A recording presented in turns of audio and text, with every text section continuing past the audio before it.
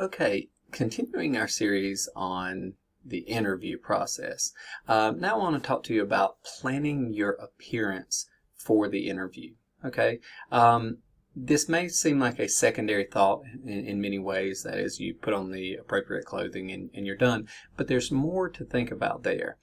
The objective behind this is just to create fit, right? In theory, there's no set appropriate way to dress or accessories to wear, right? It's only what you're trying to achieve with the employer. If you're trying to stand out, you can wear something different, right? If you're trying to fit in, which is generally what is desired in terms of, gaining employment opportunity, the employer is looking for someone that fits with the company culture, right? With the individuals already there. And we have these implicit biases where we tend to look for people who fit closely with us. That is, people who share a commonality of interests, beliefs, and values, right? And we look to try to understand somebody. And the extent to which we do understand somebody, we believe we do recognize those interests, beliefs, and values to a greater extent, and thereby you end up with fit, right? So that all fits in together, right? So with that being said, you attempt to assimilate as closely as possible to what you believe the company culture to be, or the culture, at least that of who is interviewing you. All right, so try to fit in that way. Now, with that being said, clothing, right? That's the starting point. You dress to the formality level that you expect of, that would be expected of you in the position. Oftentimes, particularly during the interview process, you'll be more formal than that. Even if it's a business casual office, you'll wear a suit and tie, for men, that is, to the interview process. So during the interview process, whatever constitutes business formal, unless you have reason to know that the business does not follow that at all, and that would some reason be a turnoff, right? Follow business formal. Okay, jewelry generally, the default is, in a business formal format, anything that's dangly type scenario, right? You go very conservative, minimalist in many ways type things. So, things that are, pearls, button earrings, that type of thing, but nothing dangly type scenario.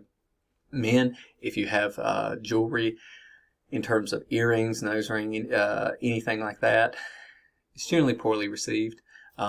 It's generally considered not to be professional. It's accepted with women in your ears, but really not as much so with men. Okay, so be aware of that, right? Okay, hair, right? Whatever level of formality you're dealing with, type thing. With men, it's common to have a part or closely cropped hair. Type scenario. Women, more conservative hair, less flowing, that type of thing, right? Pulled up, type scenario. But once again, you have to judge that based upon, the nature of your hair characteristics and the formality that you're expecting to see in the job place, right? So you'll need to do that research and assess that ahead of time. Makeup and fragrances. The key there is don't overdo it. Men, don't wear makeup.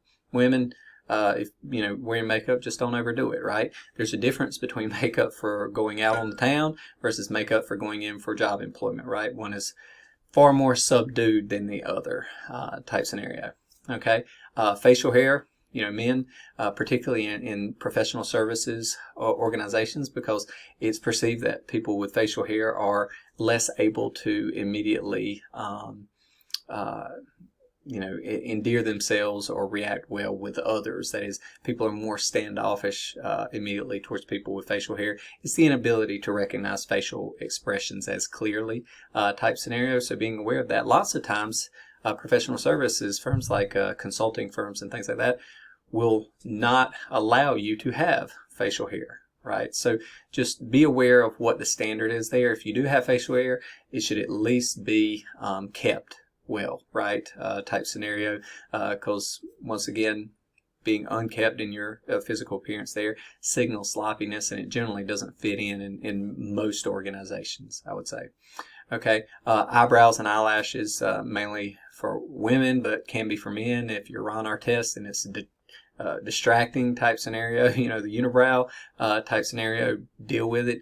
Women tend to go the other direction and peel too much of their eyebrows off or whatever, it causes attention in the reverse way type scenario. So once again, it's probably best to consult a beautician in that regard. The large fake eyelashes generally are not perceived to be, at least under current conditions, are not considered to be very professional in nature. So once again, consult a beautician on what looks professional for a job interview type scenario.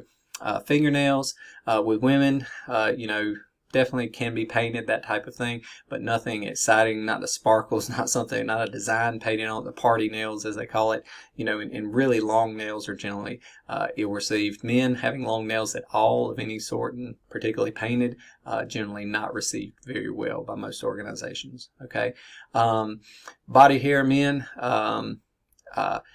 If you are in a scenario where you're not dressing formal and you leave your shirt unbuttoned, that type of thing, to meet employment environment standards, that type of thing, to have chest hair poking out, that type of thing, oftentimes just it looks sloppy. It doesn't leave a good impression. So giving the impression, just like being clean shaven, your hair being well kept or closely cropped in many scenarios, same thing.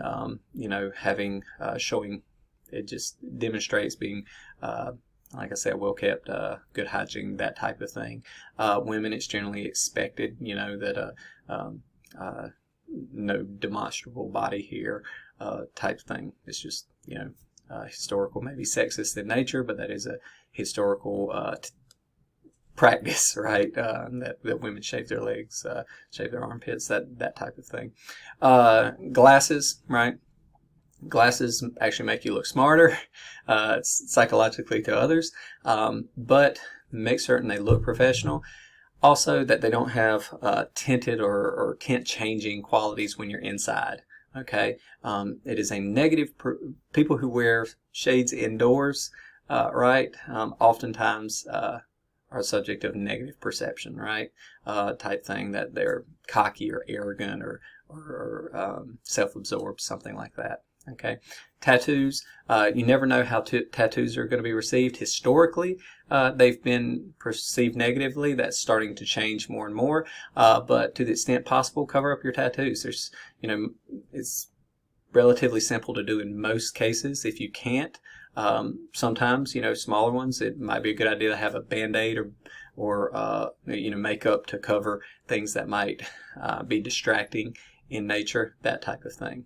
Okay, so just be aware of that. It can be negatively perceived to the extent you can cover them up. Earbuds and headphones, right? Earbuds have never been more popular type scenario, and lots of people wear them around all the time. Okay, that is generally not considered very professional. It's considered immature. When you're not talking on the phone, just to keep your earbuds in all the time. No one knows whether you're listening to music, whether you're, somebody else, whether you're talking on the phone. We've all probably been in the stores before and had attendants waiting on us that had their earbuds in and were carrying on a conversation the entire time type scenario, and they're distracted while they're supposed to be working or helping you. It's a very negative impression type scenario. So all of these things together go into appearance, and these are, I went through a lot of things you should avoid, right? But once again, you're going to be able to find out more about the things you should do as you find out more about the work environment and what you can expect when you go in for the interview.